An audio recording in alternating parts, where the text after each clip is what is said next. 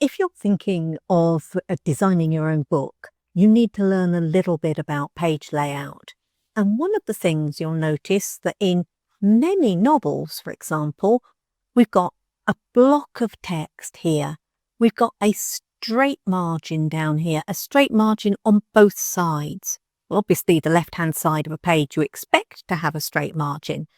But the right-hand side, there are other books where you'll find that it's a ragged margin.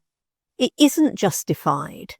Actually, it's just a decision that you have to take about how you want your book to look. Now, this book, which is a marvellous book and really useful, it's got certain sections.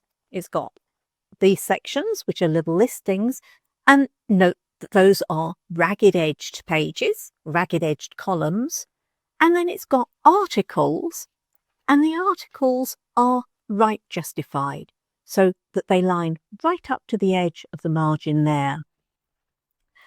And there are all sorts of pros and cons of either side, whether you have a ragged margin or whether you have a straight margin, whether you justify or you leave that sort of flaggy, edgy bit there. And that's something you have to decide.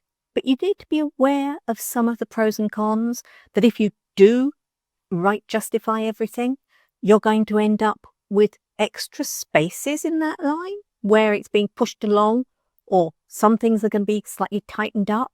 And that all happens automatically with most software. You can choose which you use. But it's just one of those things to be aware of, because you can't have it ragged on one page and straight on the next. That will really confuse and it will just be a bad experience for your reader. So have a think about that if you're going to do your own page layout.